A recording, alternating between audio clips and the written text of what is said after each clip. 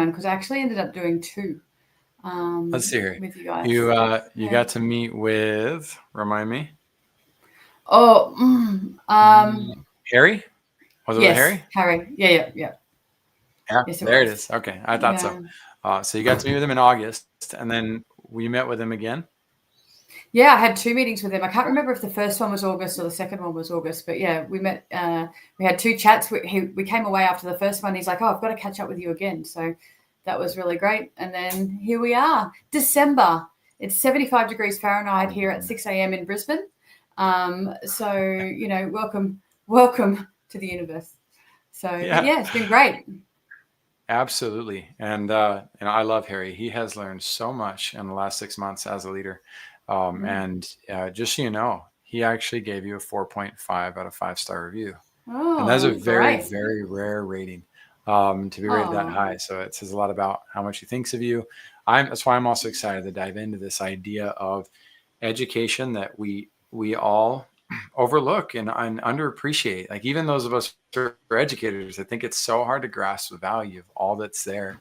And then you align that with purpose and fulfillment. Do you mind talking about that a little bit? Yeah. So I guess the thing is, there's Tony Robbins many years ago talked about the fact that, we talk about knowledge as power, but knowledge is only potential power. So first of it is really getting the information that we need. But then my piece of my work that I love talking about is really how to take that education piece and put it into action. Because without that, we can't claim that we don't have access to information any day, but we have a really hard time trying to figure out what is going on for us and what information and education we specifically need to advance our goals and meet our potential and meet our purpose. And I think so much gets lost in the white noise that we really, really struggle with that. So my model of infinite leadership, which is this ongoing evolution around continuous learning, helps people create this idea of moving out the white noise, having a really good structure of figuring out what do I need right now and what information do I need right now and being able to apply that. Because I think for so long, what I've experienced in my life is people get resentment, like they get to the next level in their job or their advancement or their career, or they're doing some piece of learning, and then they get to the next phase. And then if they want to get further, they actually have to continue that learning journey. And then they get kind of resentful. Oh my gosh, when does it stop? When can I just breathe? When can I just do this? But if you kind of just adopt the mindset that it's continuous improvement always, a continuous learning journey, then it actually takes the resentment piece out of it, because it's just the next natural step for you to get to that next phase in your journey. And I think if we're not learning, we're kind of dying, right? So how do we continue? And a lot of it's our mindset piece around that. Choice. What do we need to do? And we give away, we forget that we actually have choice so often. How often do we sit there and go, well, I had no choice? Well, yeah, you did. Not always great choices. You might have I talk about the least crappy of the crappy choices sometimes, but you still have a choice. Yeah. And so, I like to walk my talk, really. I left a government job after 20 years in the middle of COVID, because for a long time, I loved what I did. I was very, very passionate about empowering others and building capacity in others, both young people and the people that I led. But it no longer aligned to my true north. And I had all the excuses in the world to not take the next step in the world. And Vusi Thembekwayo said, excuses are valid, but they're not going to get you where you want to go, right? So I was a single parent. That would absolutely be a valid reason to not step out of that comfort zone and leave a secure job. I, have been through a lot of life experiences that make it hard that would be very valid for me to go, you know what, I'm going to play small. But I didn't let those excuses get in the way. I learned how to work around them. And that was part of that continuous education and learning journey for myself. And I'm much more aligned with my own purpose. And I hope by doing that, I'm modeling the way for others to do the same. I was about to ask if you also breathe. I get very excited. I get very excited about what I talk about. I love it. I love your passion. So I love that quote. Who was it that said the excuses are valid, but they don't get you where you want to go? His name's Vusi Thembekwayo. He's an African guy. He also has a quote that I use in my book. He said, identity is man-made, so thereby it can be man-changed. So it's really about taking back that choice and control, that if you don't like your circumstances, you have the power to change it. I love that you talked about that from the perspective of education as well, that choice, right? And then Yeah, ultimately boiling it down to the mindset.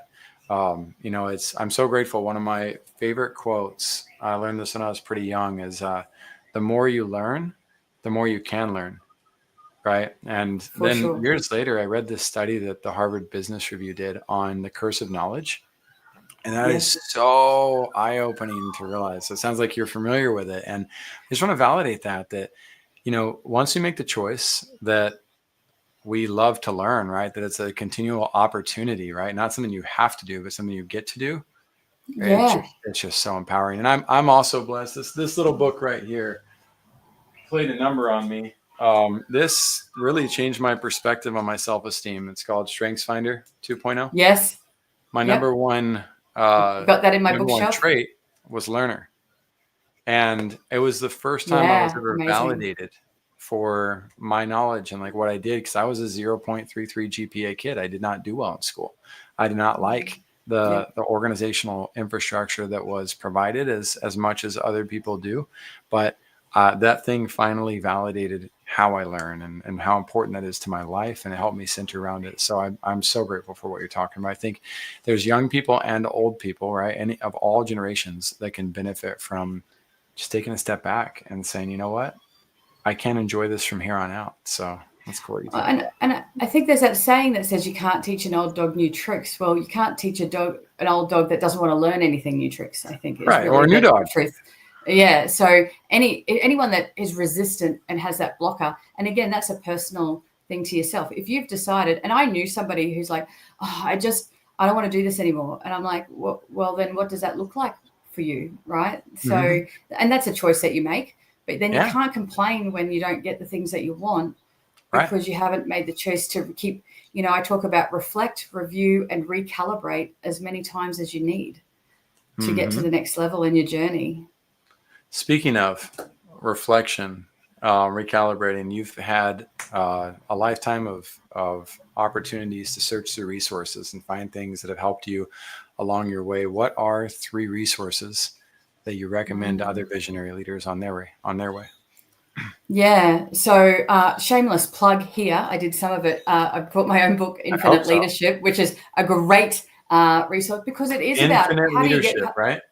infinite leadership, drive a continuous improvement culture, and create excellence for everyone. So, whether you're doing this as a self leader, like for yourself, for your family, whether you're doing it for your team, and whether you're doing it for your organization, it's that ongoing evolution that we were just talking about that around leadership. And each of the letters of infinite is its own pillar. So, and it starts with you, it starts with I for identity. Who are you? Where are you now? So, going back to your story, you could have claimed that identity as the 0.33 kid, right? But you didn't. And probably at Right. some point you Oh, did. I claim it, But but I claim it with a yeah, type of confidence and like appreciation for my story, right? yeah. So well But it said. doesn't define who you are. It's part No, of of who you course not. were, but doesn't Nothing define less. you. Yeah. Like my experience of going through domestic violence, I was a Hmm. victim of domestic violence. That was an identity that I had, but it's not something that I want to sit with and bathe in and stuff like that. I want to move forward from that. And so but identity holds us back so often because if I sat Yeah. with that and just sit there and go, well, this is the only identity that I attach myself to, will that ever get me the outcomes that I seek to gain No, in this world, right? not even close. So all of these different pillars within that book. The second one, I think, is Huge. when I was first starting out, I didn't have a lot of people around me in my inner ecosystem. So the E in infinite leadership is ecosystem. But I didn't have an ecosystem around me that really understood where I wanted to go. And so I was starting to look up stuff online that I could find and resonate with.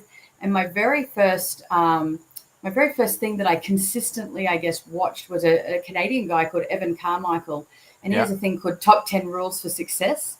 And some really key learnings he came up with. He just finds these snippets of information about key different people, and you can take it. And he talks about what's the lesson that you're taking away that you can apply into your own life today. So every time I'm going to something, every time I'm reading something, every time I'm listening to something, I'm like, what lesson am I going to take away today from this today? And I like to bespoke. I don't like to have one particular modality. So I'm like, oh, I like a little bit of this. I like a little bit of this. I'm going to take a little bit of this and put it all together to create my own model versus having a one size fits all model. And the other thing that you were talking about is that book that hurts your feelings. Then you know you've got a really good book, right? So if you're reading it a little bit and it's challenging your thinking and it's kind of making you feel a bit ick inside because you've done that. There's two books outside of my own book that have done that for me. Is the Big Leap by Gay Hendricks. I remember I was listening to it. I was driving on a holiday and I was driving up and I was kind of yelling at the radio to stop talking because I was like so offended by what he was saying because it was so true. I'm like, you're hurting my feelings. I felt very called out on my travels. And the other one is a lady by the name of Tasha Eurich, and she has a book called Insight. And it's around our self-awareness. And to your point earlier, the more self-aware we are, the risk of what I call the false positive is thinking that we will not be blind to ourselves at times. And so who are our people that can be our loving critics to us, that want what's best for us in our own journey, that help us when we are feeling blind to ourselves, help us bring us back into that track with compassion and care, but are also going to call us out on our stuff in a safe, supportive way.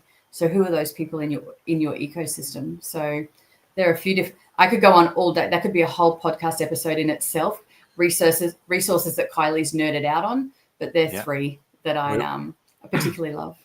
You say 3, I've got a list of 10 out of those already. So that's fantastic. And I think it's great. Thank you for being willing to dive deep into your well.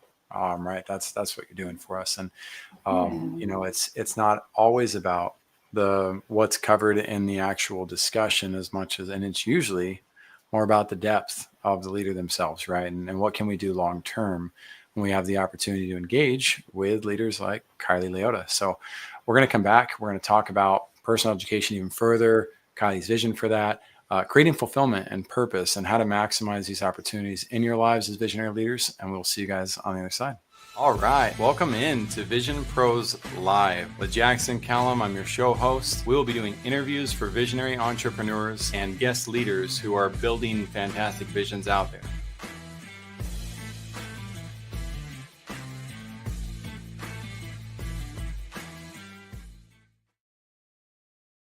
What's up, Vision Pros? Welcome into another episode of Vision Pros Live. I'm your show host, Jackson Calame, founder and CEO of First Class Business. And I'm excited to have Kylee Leota on. You may have heard her from past episodes. She did a couple interviews with Harry Vashist as well. And her depth is one that we just want to keep drawing from the well of. So we just went through some of the resources that she has. Before we bring her back on stage, of course, we're always going to give you certain resources from our repertoire as well. We got Dave Morrow of hardtokill.org. Dave has been building hardtokill.org to help 100,000 veterans lose 2 million pounds collectively. And he's now opened his community for fitness and health up to civilians like myself. So go and check out hardtokill.org. If you know anybody in the veteran community, consider sending them our way, especially because they, how do I put this in a way that's light, but doesn't tear down the feelings, right? Too many of our veterans are overlooked. Too many of them have, end up suffering from depression, and the suicide rate is absolutely insane right now. And a big part of that is the same thing that would happen to all of us if somebody took away all of our routines, our life direction, if our life is based on our role, and put us in a position to where you had to kind of start from scratch again. So my empathy and heart goes out to those soldiers who live and live to protect us, and I love what Dave's up to help them get back on track with looking good, feeling good, and going about and doing good. Sorry guys, I don't know why I got emotional about that today, but it matters. Then there's opportunities for work for Latinos specifically. I've got Cynthia here helping me out on the podcast today. And with opportunities, we're helping bridge the economic gap from North America to South America and rest of the world. And they've got their own podcast show for opportunity as well. If you're a Latino and you want to go on and inspire the rest of the Latino world on what's possible, and definitely join us. We hosted Kike Inglés a few months back, 900,000 subscribers on YouTube as a English teacher. And we've got other Latinos who've been involved in that show as well. The point is not necessarily the accolades of like, how cool is this getting? It's actually the exact opposite. How many Latinos can we find who've never heard of LinkedIn, who've never heard of Canva, Upwork, who have no idea that what digital marketing is or that podcasting exists? Just like Luisa, who did the interview with Kike after having never done a podcast interview in her life or hearing about it. It's amazing what's possible when we all come together and see how do we create win-win-win solutions. So it is a virtual assistant program. And more importantly, we're looking for more Latinos to get involved and help us carry that torch forward so we can bless more lives. Then there's the Water Project. The Water Project is not my resource. I just really like it. So what I have this little water bottle right here, right? I've never been thirsty in my life. Never had to worry about it. So when I came across the Water Project and I saw it, I specifically chose to meditate on it and think through what would it be like if my kids didn't have water? Or what would it be like if I had to be thirsty? And these individuals, they don't have water sources within several miles of their homes. The Water Project comes in, builds a borehole well or a sand dam, and they document the process so you can see the results of what you contribute towards. And I love their transparency related to that. And my hope, again, is maybe you'll turn this into a dinner conversation and you'll talk to your friends and family about what you can do to help out causes like this. And if you have a cause of your own that you'd like to support or you'd like us to support, drop the comment. Let us know what that cause is. We might be able to dive in and help. We've got 8 billion people to help in this world. And as long as I'm going to rock the microphone, I'm going to do it with that as a focal point. So without further ado, Kylee, welcome back to Vision Pros Live. And thank you so much for joining me. No, thank you so much. And I love that missions that you were just sharing about. And, it's always so powerful when we can collectively come together to bring that to the fore. So thank you for your work in all of those different spaces, to being that voice when people don't have a voice. I'm super passionate about that kind of work as well. I'm a very strong advocate for a few different causes myself. And so thank you for your work, because without that, we don't get the airtime of different stories that need to be heard, and voices matter. I love that. Thanks for doubling down with me. I really appreciate it. With that said, we got visionary leaders listening in. Some of them are probably just starting out. Some of them might not even call themselves visionary leaders yet. Others are well along the way. Maybe Elon Musk is listening today. Right. I'm curious though, what's your vision? What's your vision for those that you serve? Yeah. So the name of my company is called Elements for Success. So quite simply put, how that came about was Earl Nightingale. His definition of success is the progressive realization of a worthy goal or ideal. And for you, Jackson, your vision of what success looks like for you might be different from what it looks like for me, different from your audience, different from those leaders that are just starting out to those leaders that are further ahead in the journey. But at the end of the day, it's helping people create that, what success looks like for them, and then helping them backward map that steps along the way. And the elements part of Elements for Success is we've all got skill gaps in our journey that are going to stop us from achieving that success that we define for ourselves. And my job is to help people close the gap and find those different elements that are going to help them in their journey to what success looks like for them, whether it be an individual personal level or whether it be at a high level corporate organizational level. At the key and the foundation of it, that's what it's about, serving others to do that. Okay. So your programs, at what, I don't know how to ask this without it being a convoluted question, but what level of scale are they at? Because you're able to help both realms of that perspective. And you've been making a life out of this. It's not like something that you dove into yesterday. Right. And nothing wrong with people who are just starting out again, but how, help us see that. I would love to know, like, is this open for everybody and anybody, Tony Robbins level, or where are you at? So there's both arms of that. So I've got people that come to me that have never had access to coaching before, and they're like, I know I need something different. And, with all due respect, there are some amazing therapeutic supports out there, but some people, for a whole variety of reasons, can't or won't access those particular supports.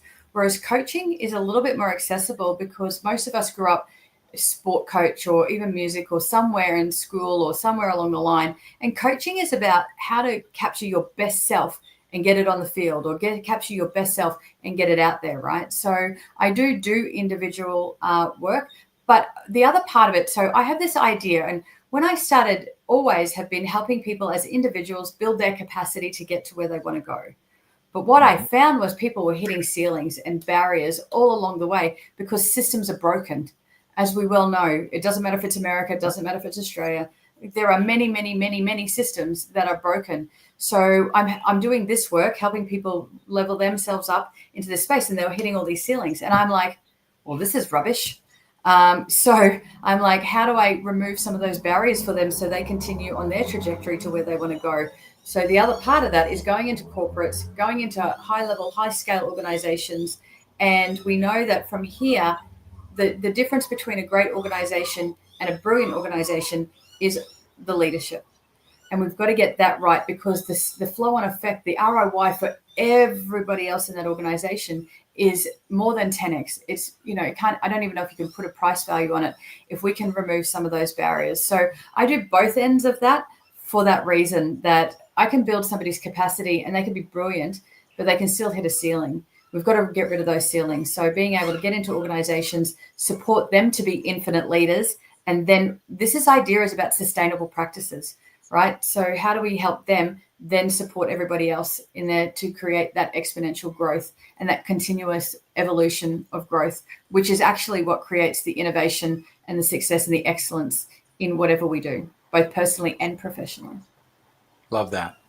Love that you said something about the word right and leadership. So I went ahead and combined the two, because there's different forms of leadership that exist out there. And I'm with you as far as, personal education and fulfillment can be extremely limited by our surroundings, by our environment, by the leaders who often control what that looks like, but they can also be amplified, right? They can be cultivated thanks to great leadership. So what is right leadership? How would you define that? Yeah. For me personally, I think right leadership is one that's really crafted a very solid foundation in psychological safety. And I say authentically, not tokenistically. I think it's become the new buzzword that becomes a workshop that you go to tick a box to say that you do. But right leadership, is first of all understanding that as a leader, you're not always right. There's a really good principle in right leadership, is being open to the fact that as a leader, you're not going to get it right all of the time. But if you have a solid foundation in psychological safety that is authentically embedded into your organization, then you're going to surround yourself with people that are going to help you get it right.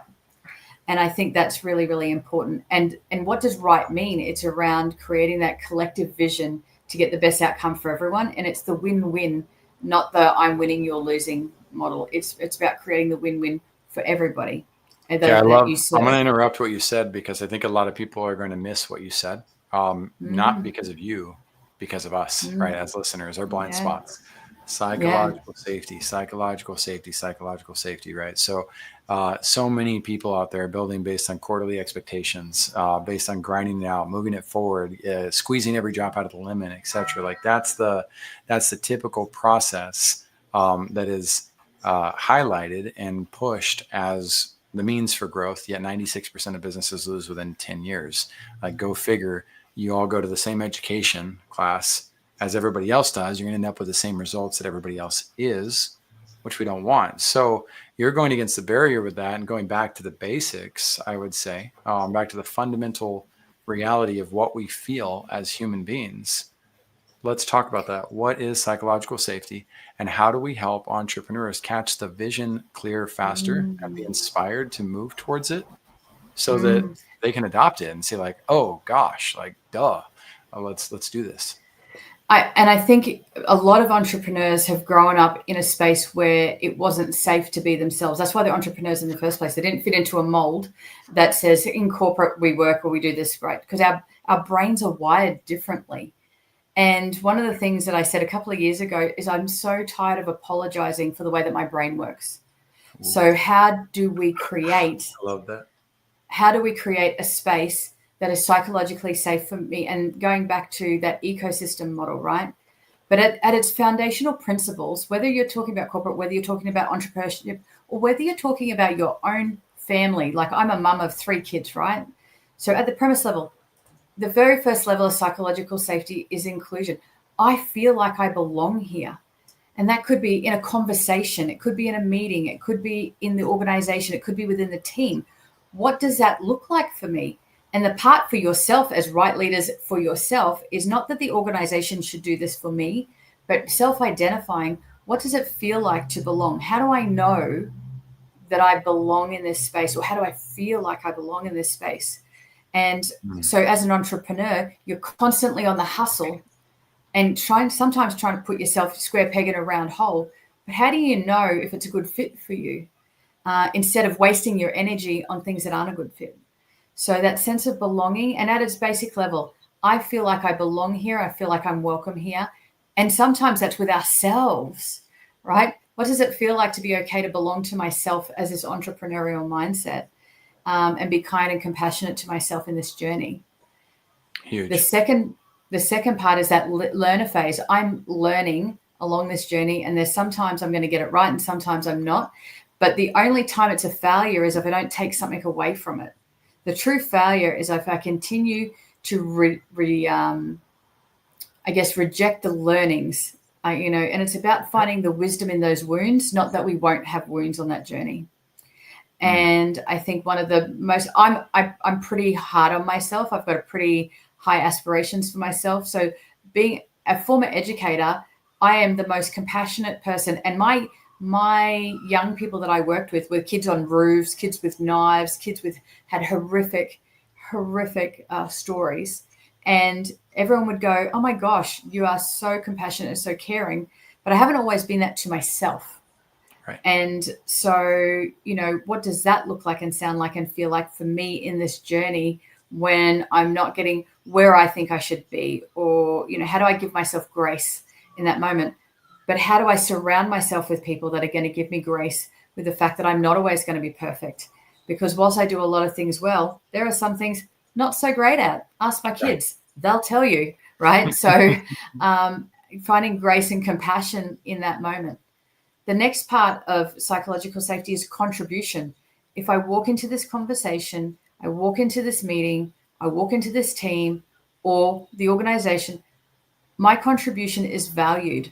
Regardless of whether they take it on board or not, I feel like I have the right to speak up and share my thoughts and ideas, and I walk away feeling heard. How often does that not happen for us? And I even go back to one of the big pieces I talk about is feedback, because I think we do it so poorly. When did anyone that led you ever come up to you and say, hey, Jackson, when I've got some feedback to give you, how would you like me to give it to you in a way that you can receive it? Not very often. I don't recall anyone ever saying that to me. They've all got their, Kylie, I've got some feedback for you, or catch me when it's a really bad time, or they'll say it in a way and I'm like, the hard part for me, I understand the wisdom of what you're saying, because there's like 99.9% of people don't have that, right? But you highlighted a truth that resonates super well with me, right? And that's, I've built a team of belonging. All right. And I've been raised by people who, I've got lots of leaders who did that for me, because I dedicated my life to trying to figure out how to find leaders like that. So I know I'm the exception to the rule on that. If you don't have that in your life, know that there are lots of great leaders out there. There's lots of great environments to belong within. And if you're not in that, then you have an opportunity to choose to find one, to move towards. And you don't have to accept less than. No. Because you feel like this is what it is. And I often say to people that haven't had that very blessed experience that you've got of having leaders that created that around you, I often start with, I learned more lessons about leadership from the bad leadership about what I didn't want to be. That was actually how I started my model. Was like, nope, I'm not doing that. I will never do that. Not do that. And so from that, I crafted what I felt it looked like to be that, create that sense of belonging. And I have staff that worked with me 15 years ago that will still reach out to me and go, Kylee, you are the first and only leader that had ever actually made me feel seen, heard, and accepted. And she goes, I've been missing that for the last 15 years in my leadership journey. Can we catch up? And in one conversation, they're like, I've had more support from you in one conversation than I've had in the last 15 years. Here's the neat thing. Those of you who are listening in, you have an extreme opportunity. The wisest of those listening in are hearing and valuing both sides of this equation. And why does that matter? Because as a leader, we have the opportunity to help people learn what to escape, right? And you have to have empathy and compassion in order to do that. And then the flip side, you know now how to guide them, like what you're guiding them to, where you're going to take them. And so I do appreciate being able to hear both sides of this and be able to dynamically dive into both sides at once, because it's very rare that a leader has that depth to be able to dive into both simultaneously. So I've got, real quick, a recap. I've got 1, the sense of belonging; 2, facilitating a place where I'm learning and where others can learn; 3, the contribution aspect, right? And facilitating an opportunity for people to contribute. And the last one of psychological safety is that challenger safety, around the fact that if I should hope that anyone on my team can actually come up to me and go, "Hey, Kylee, I know you said this thing that we're going to do. I'm not sure it's right. Can I get you to help me unpack that?" Or I can actually go, "Hey, can you help me understand why you made that decision, Jackson, the other day when you said this thing in the meeting? Because I'm struggling with that right now," without fear of losing their job, without fear of that person not liking them, without fear that we're not going to be okay at the end of this conversation, right? So And is this the 4th point? Do you define that the way Patrick Lencioni does, as healthy conflict, or is there a different term that you use for it? I use considered conflict. Considered So I conflict. actually run, I create and I run workshops on it. Actually, I'm jumping on a plane after this podcast to go down to Melbourne in Australia and run a workshop on it, because the idea is that most of us grew up with the narrative that conflict is bad. And if you ask people what they think of conflict, they've got a negative definition to it. But when we do it in a considered manner, we can have a constructive and positive outcome where we're still intact at the end of it. And I think that's the most important piece of it, is the fact that, it's about I always talk about being proactive versus reactive, and considered conflict is a proactive approach to challenger safety, in making sure that we do it in the right way. So, the Gottmans talk about how to fight well. They've got this concept about how to fight well. Let's talk through But that, we don't. because that's a big one. Yeah, I love it. So the Gottmans talk about the 4 horsemen of the apocalypse. They talk about criticism, contempt, defensiveness, and stonewalling. And the Gottmans are famous for their work in personal relationships. About, I think they talk about the fact that, within 7 minutes of observing a couple, they can kind of assess whether they're going to stay together or not. But in organizations, it's true. How do we fight well in organizations? For those of you who don't know, real quick, the Gottmans are like the Michael Jordan of psychology. Like that's what they're known as. That's what one of my psychologists said, and was invalidated by a lot of other psychologists. So yeah, the Gottman Institute, we can all learn from. Go ahead, sorry. Yeah. And I love about what I do is I'll learn something personally and I'm like, but how do I then create a lens into the organizational space where that can relate? And my life journey was, I got opportunities to learn leadership skills in my work life, but I didn't know how to apply them to my personal life. So I love to blend them both together and go back and forth. So Gottmans are known for their personal, I guess, side of things, but they also do the org side of things. They're just less known for it. So how do we have a good, healthy, robust, fight well conversation and go away feeling like I'm okay at the end of it, because we're focused on the issue at hand, and I haven't walked away feeling like you're personally attacking me. And so 4 things that they talk about, is removing the criticism, removing the contempt, moving the defensiveness and the stonewalling. But it's about having those healthy mechanisms in that space, right? And being able to utilize, and like anything in life, it's like a practice. How did you get good as a baseball player, or how did you get good as a musician? You practiced. You don't wake up one day and come off this podcast and go, "Oh my gosh, I'm going to nail psych safety now." It's a practice. I mean, y'all might, but I spent thousands and thousands and thousands of dollars and hours on therapy and counseling and watching videos and reading books like this, Boundaries in Marriage, 5 Love Languages, etc. Like Child Whisperer. Like there's all sorts of resources, and it comes down to what type of life do we want to carve out for ourselves? Do we want to accept the status quo or what's just given to us, or do we see an opportunity in optimization and positive changes? And that's so yes, I love these concepts. I'm glad you Yeah, highlighted and even the love language concepts in an organization, what does that look like? Is Mm-hmm. how do we validate people? Yep. Some people need the words of affirmation. Some people do not. Some people need, hey, I'll take that off your caseload today. I'll help you out by helping you with this thing. So by There's one understanding more level these. of this. There's one more level of this too. There's a book that almost nobody reads called Tribal Leadership. Tribal leadership takes this all to a level that I've never seen Sorry, I anybody just else missed take it on. to. Tribal. Yes. Tribal leadership. Yes. I've also in They've my built bookcase at my office. Yeah. incredible concept that takes all of that to the next Mm. level. For those of you visionaries, we're looking to build at scale, super valuable. Now, I want to pull us into my favorite question, because you got a depth that this is going to be a lot of fun. Kylee, this is the last opportunity you ever had to share words of wisdom with an audience. What powerful lesson can other visionaries learn from your experience? So I would say that we have to be aware that we are the sum of our experiences, but we don't allow ourselves to be defined by those experiences. Tell me about that. So I guess going back to those experiences, so I actually didn't hilariously aspire to be a leader in the traditional sense. I didn't wake up one morning and go, oh my gosh, I want to be a visionary or I want to be a leader.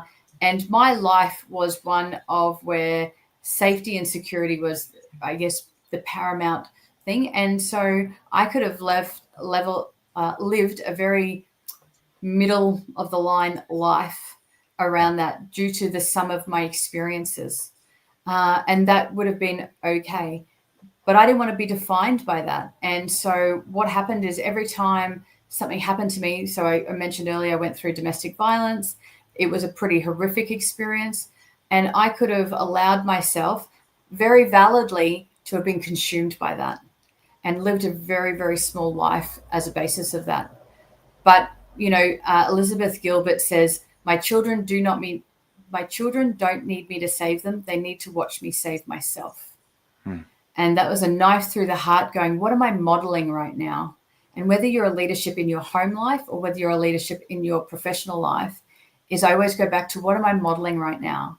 And so am I modeling that I'm going to allow that experience to shrink me, or am I going to take the wisdoms from that wound and I'm going to apply it and not be defined by that thing? Because at the end of the day, I don't want my children being defined by the fact that they were raised by a single mum. I want them to take the lessons of the fact that they've had to dig deeper and had to overcome a few things that maybe some other people haven't had to navigate, but don't use it as an excuse and don't use it as a define you as to why you can't. And I think if we're a true visionary leader, it's that whole, fall down 7, get up 8, fall down 77, get up 88, fall down 700, get up 701 times, right? That it's okay to feel it in the moment. And I think it's really important that we don't dismiss our experiences. Right. We have to acknowledge them, but don't allow yourself to be defined by them. Both good and bad. I had a great discussion with John Whaley on the podcast, and we were talking about adversities and how most people refer to them as the silver. Like you can learn to refer to that as the silver lining, that exists in life. And he called it the silver road.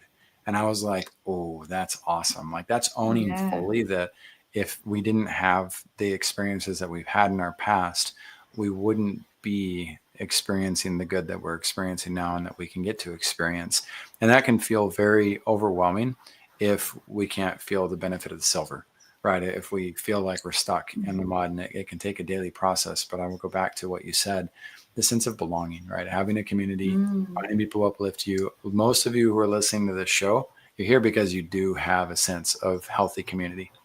You've already put yourself in a space or been blessed to be in a space where your vision is something that you can consider valuing. There's so many people who don't have that ability in the world to even fathom or think through or listen to 5 minutes of this stuff, being like, oh my gosh, this is too frou-frou.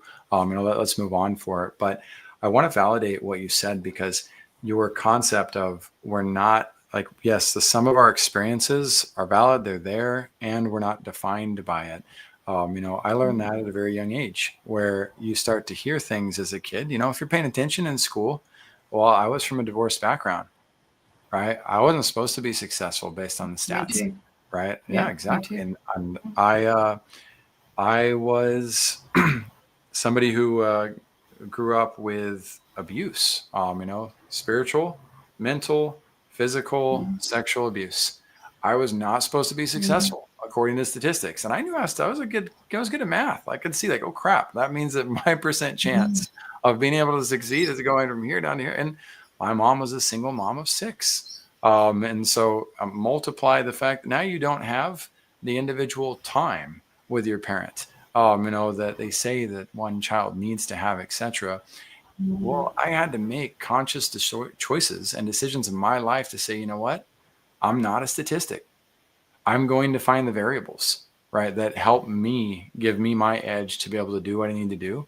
There's been positives, there's been negatives, right? Consequences all around in that, but I'm not mm, defined by those past experiences. Neither any of you. I'm a single father of 4. I'm twice divorced. Their experiences. mm, I've learned phenomenal lessons from each one of those experiences and been able to see the opportunities, not that what I have to go through.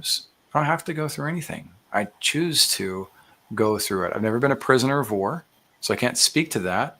But good news, there's books out there on people who went through that and still found a way towards abundance in their life. So we've just been mm. blessed with such a great opportunity to live in an age where all these resources are available to us, and we have virtual communication possibilities where somebody as awesome as Kylee is willing to get up at 6 in the morning, or be ready at 6 in the morning in order to bring us abundance. And I just want to honor you and thank you for that, because Oh, you no, don't thank you. have to do what you do. Yet you don't only do Mm. it because of duty, you do it because you love to and you want to help others. And that's the way to live, in my opinion. There was a big lotto. We don't have big amounts like you do in America, but we had a very big lotto here the other day, and I was talking to a friend of mine. I said, so if I won this huge lotto that we had here, do you know what I'd do tomorrow? I'd get up and I would go serve my clients.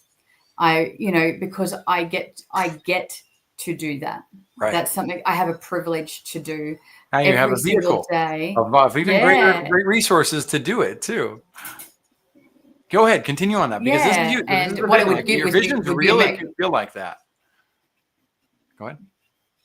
yeah, and it would give me a mechanism to serve more people more powerfully. That's what that conduit would give me.